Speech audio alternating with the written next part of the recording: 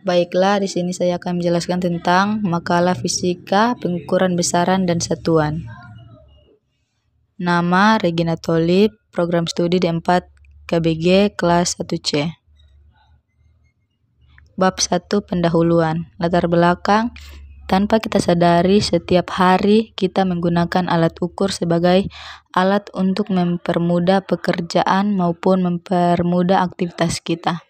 Alat ukur yang digunakan dalam kehidupan sehari-hari yang sering kita temui adalah alat ukur dari besaran pokok.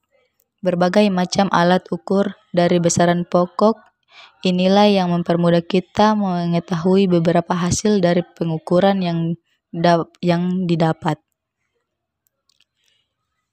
Rumusan masalah, apa pengertian besaran, apa pengertian satuan, apa pengertian pengukuran, tujuan penulisan. Untuk mengetahui pengertian besaran, untuk mengetahui pengertian satuan, untuk mengetahui pengertian pengukuran. Bab 2. Pembahasan. Pengertian besaran. Besaran adalah suatu yang dapat diukur serta dapat dinyatakan dengan angka dan memiliki satuan. Besaran berdasarkan cara memperolehnya dapat dikelompokkan menjadi dua macam, yaitu besaran fisika, yaitu besaran yang diperoleh dari pengukuran. Dua, besaran non-fisika, yaitu besaran yang diperoleh penghitungan. Besaran fisika sendiri dibagi menjadi dua, yaitu besaran pokok dan besaran turunan. Besaran pokok adalah besaran yang ditentukan lebih dulu berdasarkan kesepakatan para ahli fisika. Besaran pokok yang paling umum ada 7 macam. Selain itu, terdapat 2 besaran tambahan yang tidak memiliki dimensi, yakni sudut datar dan sudut ruang atau 3 dimensi. Contohnya ada di tabel berikut: besaran, satuan, dan lambang satuan.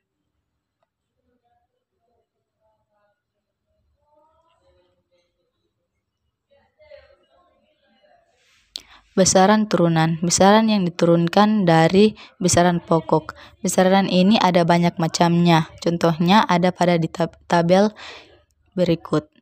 Besaran turunan, nama satuan, dan lambang satuan.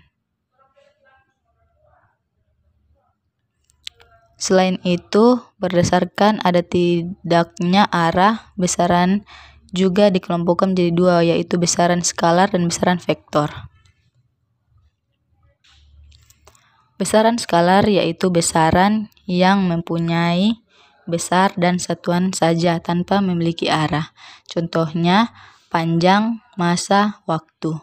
Besaran vektor yaitu besaran yang memiliki besar atau nilai, satuan dan arah. Contohnya kecepatan, gaya, perpindahan, dan lain-lain. Pengertian satuan. Satuan adalah suatu pembanding dalam pengukuran atau membandingkan besaran dengan yang lain yang dipakai oleh patokan.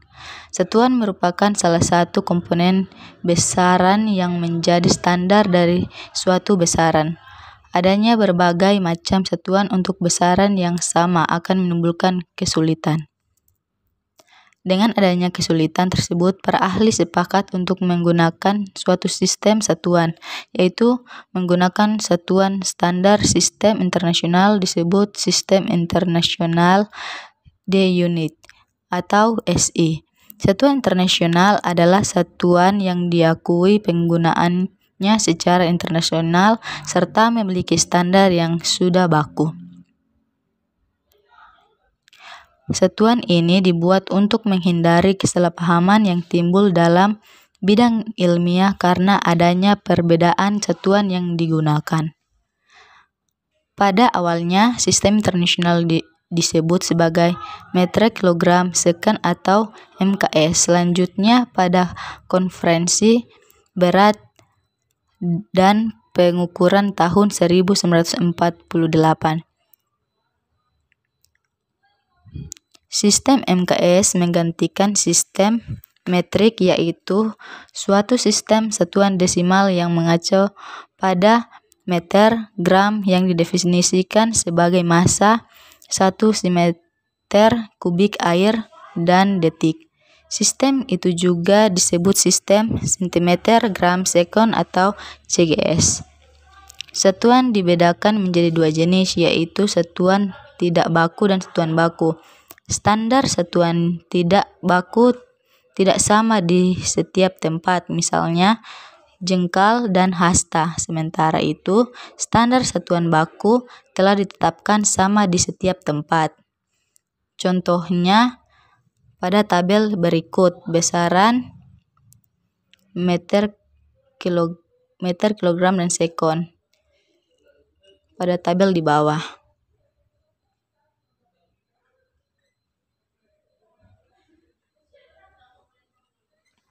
Sistem Satuan Internasional atau SI, sistem satuan yang berlaku secara internasional atau mendunia. Sistem satuan internasional dibagi menjadi dua, yaitu sistem NKS, meter, kilogram, sekon, atau detik. Sistem CGS, sentimeter, gram, sekon, atau detik. Pengertian pengukuran. Fisika adalah ilmu yang mempelajari gejala alam seperti gerak, kalor, cahaya, bunyi listrik, dan magnet. Proses pengamatan gejala alam tersebut bermula dari pengamatan yang dilakukan oleh indera kita. Akan tetapi, pengamatan tersebut harus disertai dengan kuantitatif yang dapat diperoleh dari hasil pengukuran. Pada proses pengukuran, alat ukur merupakan bagian terpenting dari sebuah pengamatan dalam kehidupan sehari-hari. Tanpa kita sadari, sesungguhnya kita tidak dapat pernah luput dari kegiatan.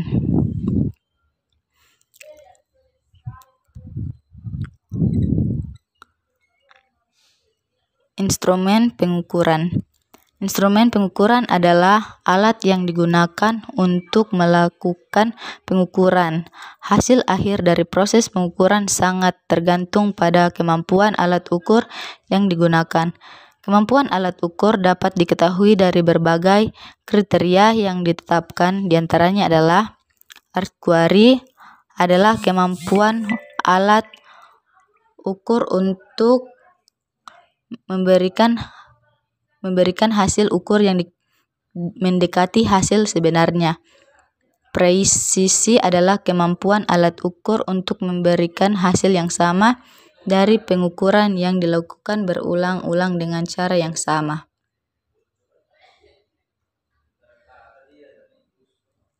Sensitivitas adalah tingkatan kepekaan alat ukur terhadap perubahan besaran yang akan diukur.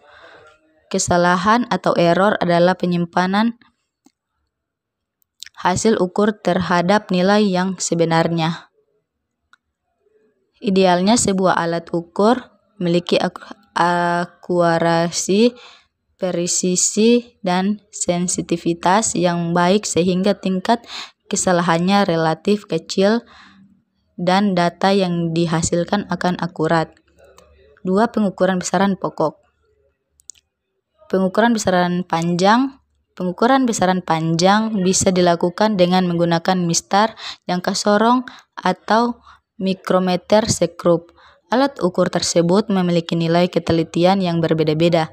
Nilai ketelitian adalah nilai terkecil yang masih dapat diukur. Mistar. Mistar merupakan alat ukur panjang yang paling sederhana dan sudah lumrah dikenal orang. Ada dua jenis mistar yang sering digunakan, yaitu stickmeter dan mistar metrik.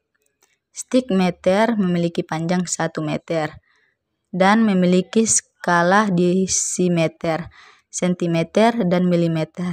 Mistar metrik memiliki panjang 30 cm. Mistar memiliki skala pengukuran terkecil 1 mm.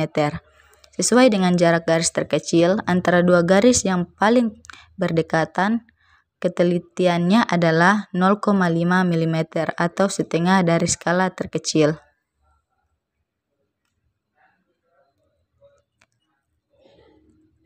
Meteran lipat atau pita pengukur digunakan untuk mengukur suatu objek yang tidak bisa dilakukan dengan mistar, misalnya karena ukurannya terlalu panjang atau bentuknya tidak lurus. Mempunyai tingkat ketelitian sampai dengan 1 mm. 3. Jangka sorong digunakan untuk mengetahui panjang bagian luar maupun bagian benda dengan sangat akurat atau teliti. Mempunyai tingkat ketelitian sampai dengan 0,1 mm. Jangka sorong seperti pada gambar di atas adalah jangka sorong yang skalanya mudah dibaca, tapi jangka yang ada di laboratorium sekolah mempunyai cara pembacaan skala yang berbeda-beda, di mana ada skala utama dan skala Vernier atau Nonius. Mikrometer sekrup digunakan untuk mengetahui ukuran panjang yang sangat kecil, mempunyai tingkat ketelitian sampai dengan 0,0 mm. Alat ukur massa. Neraca yang digunakan di laboratorium fisika pada umumnya berbeda neraca yang dijumpai dalam kehidupan sehari-hari. Berikut adalah beberapa contoh neraca berbagai bentuk. Ada 4 macam prinsip kerja neraca, yaitu: pertama, prinsip kesetimbangan gaya gravitasi, contohnya neraca sama lenga. 2. Prinsip kesetimbangan momen gaya, contohnya neraca Dachin. Ketiga, prinsip kesetimbangan gaya elastis, contohnya neraca Pegas untuk menimbang bahan-bahan baku. 4. Prinsip inersia atau kelembaman, contoh neraca inersia. C. Alat ukur waktu. Sebenarnya ada banyak alat ukur waktu yang tersedia seperti jam tangan, jam dinding, jam bandul, dan sebagainya. Namun yang sering digunakan di laboratorium adalah stopwatch. Ada banyak jenis stopwatch dengan berbagai ketelitian, mulai dari 1 detik, 1/10 detik, sampai 1/100 detik. Ada juga stopwatch dikenal dengan ketelitian yang sangat tinggi, misalnya fasilitas stopwatch di handphone. Alat ukur suhu atau temperatur. Alat ukur suhu adalah termometer, dan ada banyak jenis termometer. Dilihat dari jenis skala, ada 3 macam termometer, yaitu Celsius, Fahrenheit, dan Reaumur. Alat ukur massa jenis. Massa jenis termasuk besaran turunan, yaitu sama dengan massa dibagi volume benda. Oleh karena itu, untuk menentukan massa jenis sebuah benda, kita perlu 2 alat ukur, yaitu alat ukur massa atau neraca dan alat ukur volume, penggaris untuk benda yang teratur bentuk, atau gelas ukur.